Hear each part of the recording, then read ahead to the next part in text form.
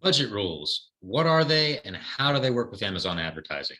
Hi, my name is Matt Davis and I'm the advertising director here at My Amazon Guy. And today I want to cover briefly budget rules, how to use them, what they are, and how they can help you grow your sales on Amazon. So let's dive right in. So the first thing we need to know about Amazon budget rules is that they're relatively new. They've only been around, I think, 6 to 9 months, somewhere in that area. And their primary purpose is to allow you to preset the amount of budget for a given campaign, right? So if you go into your campaign settings for an existing campaign, you see budget rules, right here. In campaign settings as well, you can also add a budget rule right here, okay? All right, so there's two ways to do it. Budget rules are pre-programmed based on either a schedule, a preset series of dates, typically around a holiday, right? Right now, the next one coming up is Mother's Day, right? Or a custom date range. You can also base it on performance.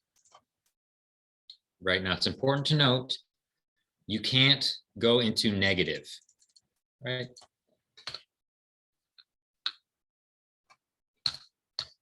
If I try and lower the bid, right, it's going to say, so you can base it on click-through rate, conversion, ROAS or ACoS, which are basically the same thing, right? Just how you set it up. So what does this allow me to do? This allows me to say that either, let's say I have, as with Momster's account, the Stephen Pope Amazon account, right? We have products that it makes sense to spend more to do seasonal campaigns for Mother's Day, right? So I might do a date-oriented budget rule. I could also do a performance-oriented budget rule. Now, when is it a good time to use a budget rule, right? When? Well, as I noted there right below, you can't do negative, right? So what that means is you can't pre-program the budget rule behavior to drop a bid, or sorry, not drop a bid, to decrease your campaign budget in the event that it fails to meet some metric, right? Let's say you were setting a performance-based budget rule and you only wanted to have it have more budget so long as it stayed under a certain ACoS, whatever that percentage that you determined was, right? You could not have it say, if I fail to meet that ACoS, please reduce my budget. You can only have it say, if this meets a certain standard, raise my budget by X amount of percentage, right? Up to, I believe, is 900%. So when then, given that we can only program a budget rule to go up, not down, when then does it make sense to use a budget rule, right?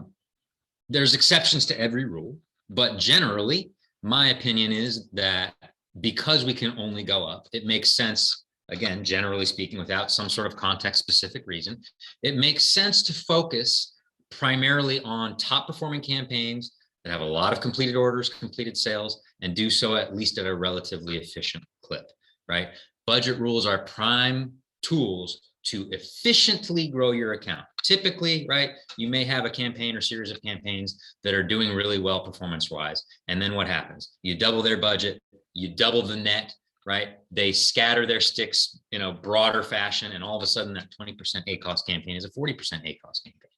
This allows you to sort of put bumper rails on your bowling alley, so to speak, right? Because it only allocates more budget so long as either it fits inside a certain time period, i.e. my Memorial Day sale or Mother's Day sale that I want to run, or provided it continues to meet a certain metric, i.e. I will give a certain campaign free reign to double its budget so long as it is under 20% ACoS or over 5-to-1 ROAS, however you want to say that, right? If it then fails to do that, what will happen is that budget rule will go from being active to being pending, meaning that $40 a day budget, when the budget rule is active, then becomes a $20, goes back to its original $20 a day budget, right? So anytime I come into an account, really what I'm looking for are order getters that do so at an efficient clip, right? Now, I happen to know from this account, it's a bit different for every account, right? But this is a fairly typical account, meaning that if we're under 25%-ish, 30% ACoS, we're doing okay. That is not true in every account, but that is true in this account. Okay, so what we see here, right, is some of our enabled campaigns over the last 7 days, right? And I'm going to sort by spend. Now, why am I sorting by spend? Just like a Wall Street Journal reporter, I want to follow the money. I just want to see where most of the interaction is going, right? This is a PPC model, meaning pay-per-click model for the most part, right? There are some exceptions in Amazon advertising that do CPM, but the meat and potatoes is CPC, which means that generally the most interaction is going to be the places where you have the most clicks and the most spend. Now, right, each click is a different rate. So, right, if you want to organize by clicks to see activity that way, I certainly understand that, right? So if you're looking purely based on interaction, you'd organize by clicks, right? If I was organizing purely based on where the majority of my budget, my overall budget is going, I would organize by spend. You're looking at very similar things there. Okay. So what I'm going to look for is a target to hit, right? And let's back it out. Let's go maybe last 30 days, just to give us a little bit more firm baseline.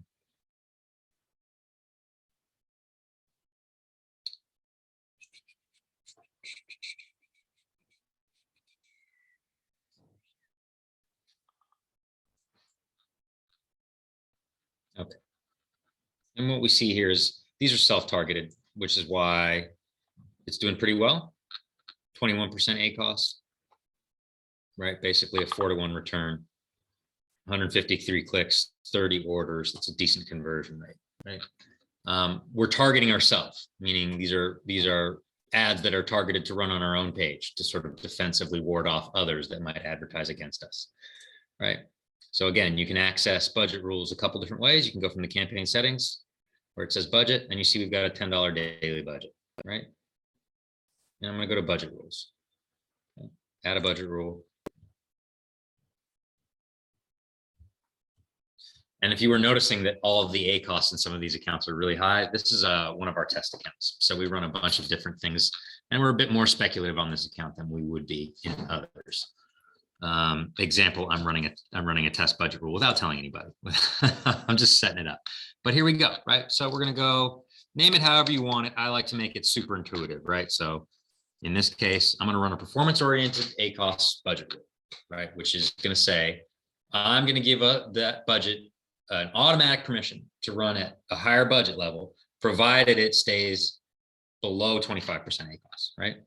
I could also do it by schedule, right? If this is going to be a Monster wine glass or something like that that I wanted to run for Mother's Day, I might do it based on schedule, right?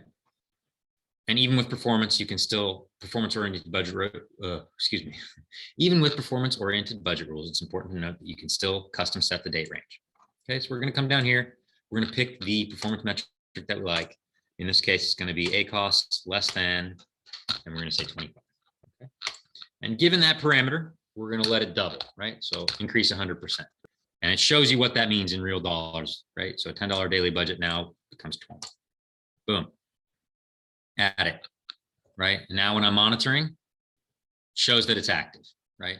If this fails to, one thing I wanted to point your attention to here that I forgot to mention is the one thing that you can edit that's important is the recurrence, right?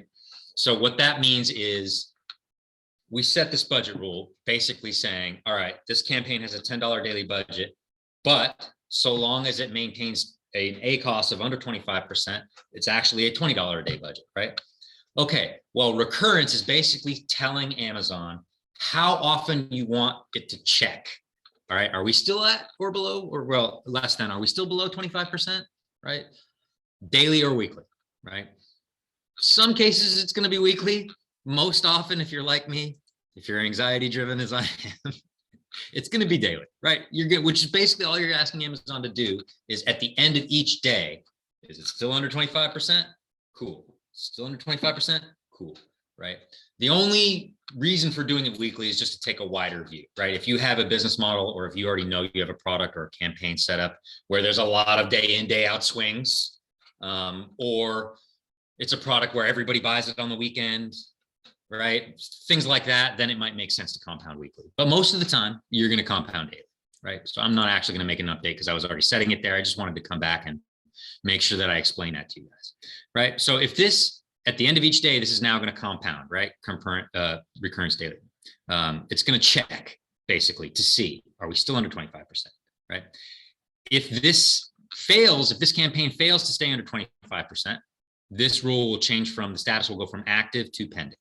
So it'll stop running, right? So this is a great way to expand your reach. This is sort of what will happen is as you imply this, or as you implement this, on a larger number of campaigns, right? Over time, a greater percentage of your spend will go to your best performing campaigns.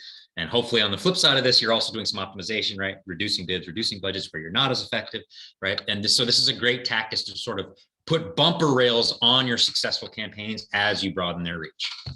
Again, my name is Matt Davis. I work for My Amazon Guy. I'm the advertising director here, and you can get tons more tips and updates by checking our YouTube channel, youtube.com/myamazonguy. Thanks.